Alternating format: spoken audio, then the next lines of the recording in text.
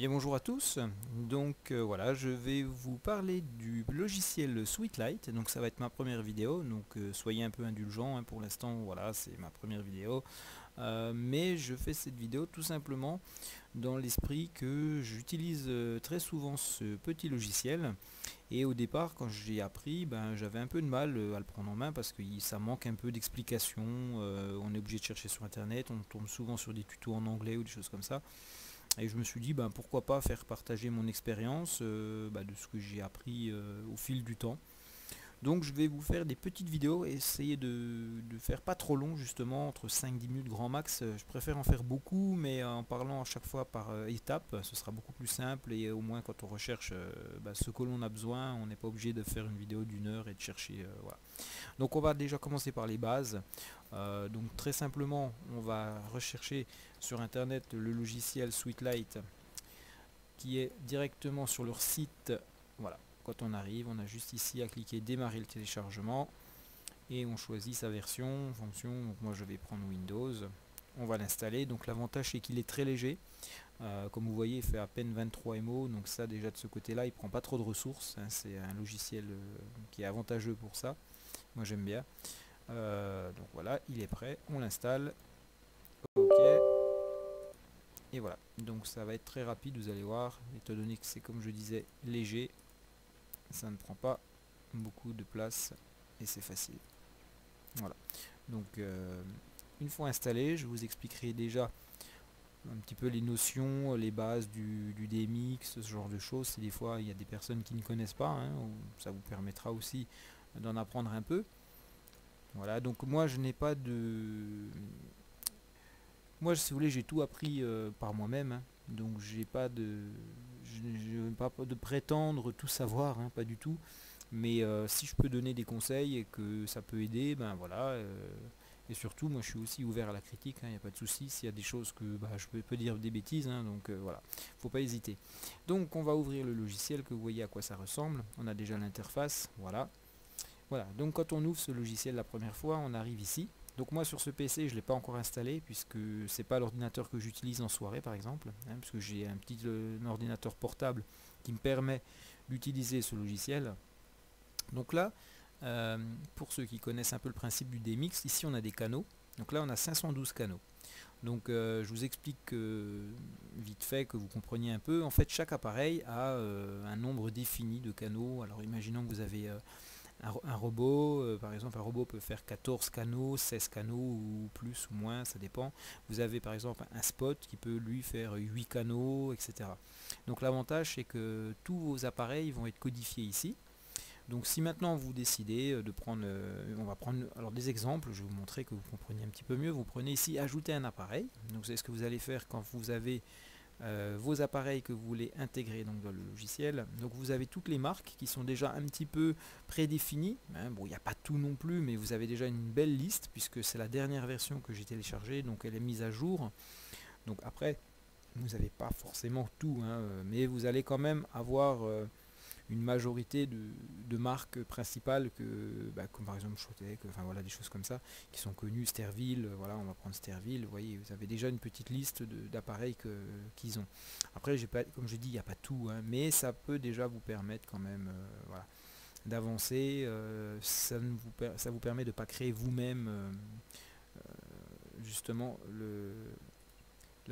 l'interface, enfin pas l'interface, mais de créer vous-même les canaux. Enfin, ça je vous l'expliquerai après comment créer soi-même. Donc on va déjà partir dans le principe où vous avez un appareil qui est déjà dans les références ici.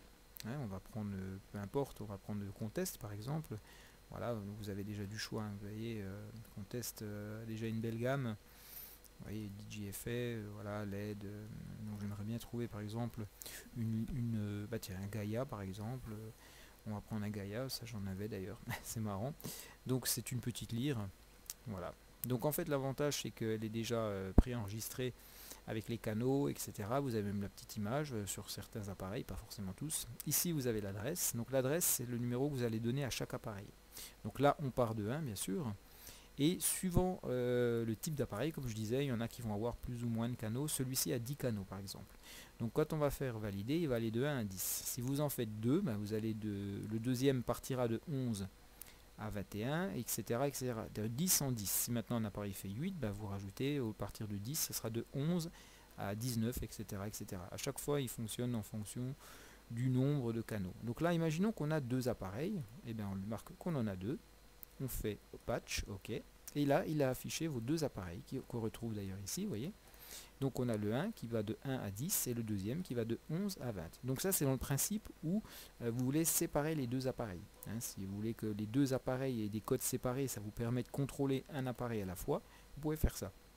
Vous pouvez très bien dire non, je veux que, par exemple, j'ai 4 appareils identiques, mais je veux les mêmes codes. Je veux que quand il y en a un qui bouge, les 4 bougent en même temps, font exactement la même chose. Ça, vous pouvez aussi. Donc, vous refaites la même chose hein, si vous avez un autre appareil à rajouter. Donc, je prends voilà, AQFO. Donc, ici, je décide que j'en ai. Allez, on va partir sur 2 aussi. Voilà. Non, donc je ne dis une bêtise. Voilà, on part en fait sur 1. Donc on décide qu'il y en a un. Donc du coup il va de 21 à 30. Mais ce que vous faites sur vos appareils, vous marquez sur tous les appareils de 21. Donc vous prenez le premier numéro qui est ici, 21, et vous le mettez sur votre appareil. Donc le UFO, bon là on n'a pas l'image en soi, mais ça veut dire que si vous en avez 4, et ben les 4 auront exactement les mêmes effets. Voilà. Donc ça c'est si on veut séparer ces appareils avec un numéro à part, et ça si on veut, par exemple si on en a 4 comme ça, ben vous en rentrez un seul et du coup vous mettez 21 sur les 4 appareils et les 4 appareils bougeront de la même manière. Voilà. Ça c'est déjà ce principe là. Ça marche bien si maintenant vous avez des parts, que vous voulez éclairer une salle au sol ou des choses comme ça, vous mettez le par le long du mur et vous voulez que tous les parts soient en même temps dans la même couleur, et vous tapez sur tous les parts le même code. Vous en créez un seul et après tous les parts auront le même effet. Donc voilà, là vous pouvez changer l'image, si jamais ici vous cliquez droit, hein, faites un petit clic droit, vous allez dans changer l'image, et puis vous avez une petite bibliothèque avec déjà des images un peu enregistrées. Alors après, bon, il n'y a pas tout, hein, mais vous avez déjà quand même pas mal de choses, c'est sympa. Si, sinon, vous téléchargez sur internet, hein, tout simplement, hein, vous trouvez l'image qui vous convient et vous l'adaptez. Après, il faut juste qu'elle aille bien, parce que souvent elles sont pixelisées, mais bon, voilà. Vous voyez, ça donne ceci, et ça vous donne, ça vous permet de savoir à quoi correspond chaque appareil.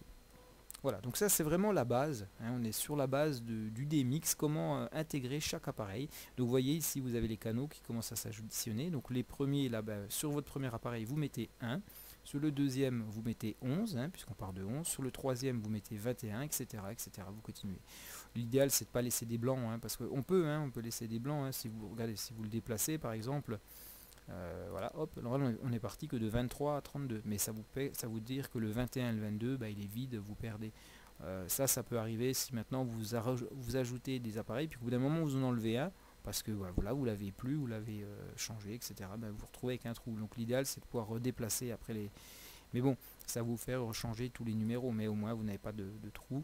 Et surtout ça vous pénalise pas au niveau du nombre. Alors après le nombre 512, franchement il faut déjà avoir beaucoup d'appareils pour remplir 512 canaux. Vous voyez, j'ai rentré 3 appareils, on est seulement en 30, donc il en faut encore pour vraiment arriver aux 512 canaux, quoi.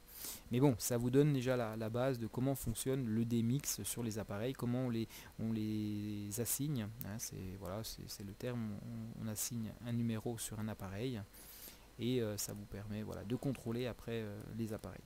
Donc voilà, ça c'est déjà une base. Je pense qu'on va déjà s'arrêter là pour l'instant. Je ne vais pas faire des vidéos trop longues comme je le disais au début. Et si vous avez des questions déjà par rapport à ça, n'hésitez pas. Donc là c'est quand même assez simple, hein, vous avez pu voir. Ici vous avez le clic droit, vous pouvez faire des petites choses. Donc je vous expliquerai pour les groupes, les choses comme ça. Groupes, c'est-à-dire, je vous expliquerai après dans la vidéo prochaine. Mais déjà là vous avez le minimum pour déjà installer vos appareils, les avoir en DMX. Voilà, on va déjà commencer comme ça. Écoutez, merci en tout cas, n'hésitez pas à partager si ça vous a plu et puis que vous voulez en parler à d'autres à qui ça peut servir. N'hésitez pas aussi à commenter, parce que moi je suis ouvert, comme j'ai dit, à la critique, ou j'aime bien aussi avoir vos avis, ça fait plaisir. Et puis je vous donne rendez-vous sur la deuxième vidéo où on va développer un peu plus, et après j'en ferai encore d'autres si ça vous plaît bien en tout cas. Merci, à bientôt.